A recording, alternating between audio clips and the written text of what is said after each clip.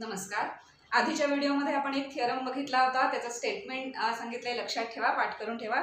ते statement use करून काही एक्झाम्पल सॉल्व करूया.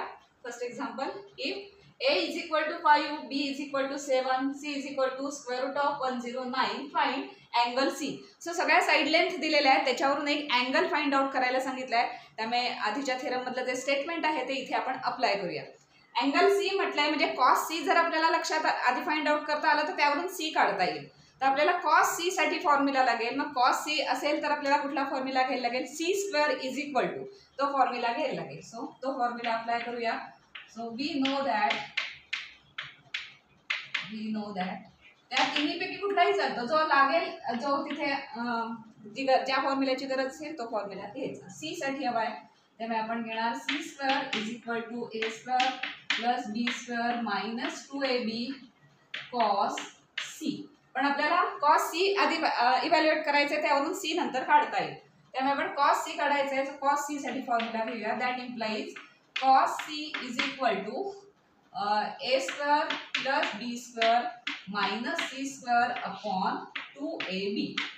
याच फॉर्म्युल्यावरून हा डिराईव्ह झाला. तो फॉर्म्युला आपण घेतला. आता सगळ्याच्या व्हॅल्यूज आपल्याला माहिती आहेत, त्या इनपुट करूया इथे. सो 5 ए स्क्वेअर मीन्स काय? 5 square. So 5 square plus 7 square minus square root of 109 square. Square square root जाणार आहे upon 2 into a means 5 into 7.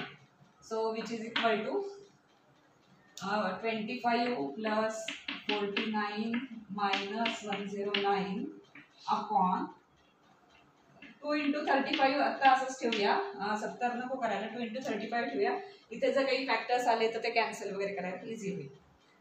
So 25 plus 49 minus 109 म्हणजे किती येणार बघा ते? 9 5 14 5 आणि मग हे 109 मधनं मायनस करायचे, पण साइन मायनसच राहील. So which is equal to minus 35 आलं न्यूमरेटर मध्ये, डिनॉमिनेटर मध्ये आलं 2 into 35. सो इथे कॅन्सल आउट होतील. सो 35 गेले, राहिलं काय? मायनस 1/2 आलं. पण ही कशाची व्हॅल्यू आहे? कॉस सी ची व्हॅल्यू. सो आपल्याला काय मिळालं? That implies cos C is equal to minus 1/2. आता आपल्याला असा सी फाइंड आउट करायचा आहे की ज्याची व्हॅल्यू मायनस 1/2 आहे. तर हे अशा टाईपची एक्झाम्पल्स आपण आधी घेतली आहेत एका व्हिडिओमध्ये. आता हा सी करण्यासाठी आपण पाय मायनस थीटाचा जे काही म्हणजे जी आयडेंटिटी आहे पाय मायनस थीटा वाली जो फॉर्म्युला आहे तो इथे अप्लाय करूया. कारण कॉस सी आणि कॉस पाय मायनस सी याच्यात काय डिफरन्स आहे? तर cos pi minus theta is equal to minus cos theta हा आपण अप्लाय करूया. कारण मायनस 1/2 ही डायरेक्ट व्हॅल्यू नाही आपल्या त्या चार्टमध्ये. 1/2 कशाची व्हॅल्यू आहे? कॉस 60 ची व्हॅल्यू आहे. पण मायनस 1/2 डायरेक्ट नाही आहे, पण ते आपल्याला काढता येऊ शकते. काय काय मिळाले आपल्याला? Cos C is equal to minus 1/2. Cos C is equal to minus 1/2. But we know that cos of pi minus theta is equal to minus cos theta. हे स्टेटमेंट आपल्याला माहिती आहे, त्याचा आपण यूज करूया. सो मायनस कॉस सी होईल cos of pi minus थीटाला. कारण पाय मायनस थीटा आला तर 1/2 होईल, प्लस 1/2 होईल. आणि प्लस 1/2 कोणाची व्हॅल्यू हे आपल्याला माहिती आहे, त्यावरून ते काढता येईल, म्हणून हे करायचं आहे आपण. So that implies cos of pi minus C is equal to minus cos C is equal to minus of minus 1/2 म्हणजे 1/2. सो आपल्याला कशाची व्हॅल्यू मिळाली? Cos of pi minus C ची व्हॅल्यू मिळाली प्लस 1/2. प्लस 1/2 ठीक आहे, कारण ती व्हॅल्यू आपल्याला माहिती आहे त्या चार्टमध्ये. कुठल्या कॉससाठी 1/2 व्हॅल्यू मिळते? तर 60 ह्या कॉससाठी. म्हणजेच काय मिळालं आपल्याला? That implies cos of pi minus C is equal to plus 1/2. म्हणजे हा अँगल काय असला पाहिजे? 60 असला पाहिजे. कुठला? तर पाय मायनस सी हा अँगल 60 असला पाहिजे. मग हा कॉस 60 इज इक्वल टू 1/2 आहे असं आपण म्हणू शकतो. That implies pi minus C is equal to 60. पण पाय म्हणजे किती? 180. That implies 180. आता तो मायनस 60 इकडे आणूया आणि हा इकडे सी नेऊया. त्यामुळे किती आलं ते? 120 degree is equal to C. So आपल्याला सी काढायला सांगितला होता आणि सी किती मिळालं? 120 डिग्री आपल्याला मिळालं. So cos of 120 is equal to minus 1/2 ही ती व्हॅल्यू असणार आहे. सो ही व्हॅल्यू आपण या फॉर्म्युल्याने, आताच्या फॉर्म्युल्याने इथपर्यंत काढू शकतो. त्यानंतर जो हा अँगल फाइंड आउट करायचा त्यासाठी पाय मायनस थीटा किंवा पाय बाय 2 मायनस थीटा वगैरे जे फॉर्म्युले झाले होते मागे ते असे आपल्याला अप्लाय करून ती एक्झॅक्टली सीची व्हॅल्यू काय आहे ही काढता येऊ शकते. सो हा जो फॉर्म्युला आहे इम्पॉर्टंट आहे, हे फॉर्म्युले यूज करून अशा टाईपचे एक्झाम्पल्स सॉल्व्ह करता येतात. Example in triangle ABC prove that a into bracket b cos c minus c cos b is equal to b square minus c square. So in triangle ABC ने start केलंय म्हणजेच अर्थात A B C हा side length असणार आहेत, capital A capital B वगैरे हे सगळे अँगल असणार आहेत, हे सगळं आहेच त्याच्यात.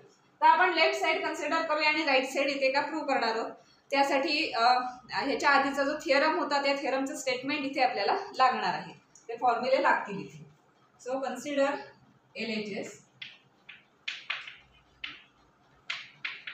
LHS is equal to a into bracket b cos c minus c cos b.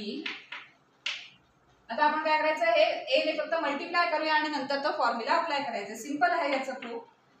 ab cos c minus ac cos b. आता ab cos c आणि ac cos b म्हणजे cos b आणि cos c चे जे फॉर्म्युले आहेत ते इथे apply करायला लागतील. सो वी नो दॅट काय काय असणार आहेत. cos c साठी आपण काय फॉर्म्युला घेतला आता, तर a square plus b square minus c square, a square plus b square minus c square upon 2ab असा तो फॉर्म्युला होता. अर्थात आता आपल्याला काय व्हॅल्यू हवे, कशाची व्हॅल्यू आहे, ab cos c ची व्हॅल्यू येते. म्हणजे ab आपण इकडे घेणार आहोत, म्हणजे a square plus b square minus c square upon 2 असं इथे राहील. So that implies ab cos c is equal to a square plus b square minus C square. तोच फॉर्म्युला आहे, तो जसा लागेल तसा आपण अरेंज करून घ्यायचं. तसंच सिमिलरली cos b साठी काय फॉर्म्युला होता, cos b is equal to a square plus c square minus 2ac minus b square upon 2ac. हा cos b साठी फॉर्म्युला. आता आपल्याला cos b आणि ac असं सगळं लागणार आहे. So that implies ac cos b is equal to a square plus c square minus b square upon 2. So हे फॉर्म्युला आपल्याला त्या थेरम मध्ये माहिती आहे, ते त्या फॉर्म्युल्याने आपण हे रिअरेंज करून घेतलं. याला इक्वेशन 1 म्हणूया आणि याला इक्वेशन 2. सो इक्वेशन 1 आणि 2 मध्ये या दोन्ही व्हॅल्यूज आपल्याला मिळाल्या, त्यामुळे LHS आता काय होते ती बघूया.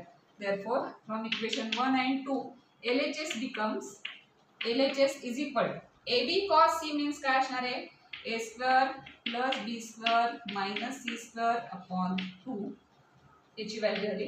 ac cos b means काय, मायनस आहे sign, a square plus c square minus b square upon 2. आता दोन्हीचे डिनॉमिनेटर सेम आहेत, त्यामुळे न्यूमरेटरची ॲडिशन सबट्रॅक्शन करून घेऊ. सो डिनॉमिनेटर सेम आहे upon 2 a square plus b square minus c square, a square plus b square minus c square. Minus sign आहे त्यामुळे आपली साइन चेंज होतील, minus a square minus c square minus minus plus b square. काय काय cancel होत आहे, plus a minus cancel झालं आणि काय राहिलंय ते आता बघूया upon 2.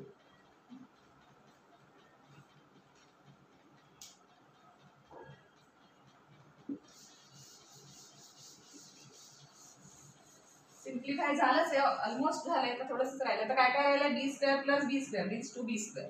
So which is equal to 2b square minus minus C म्हणजे minus 2c square minus 2c square upon 2. सगळ्यातनं 2 कॉमन घेतला तर ते कॅन्सल होईल.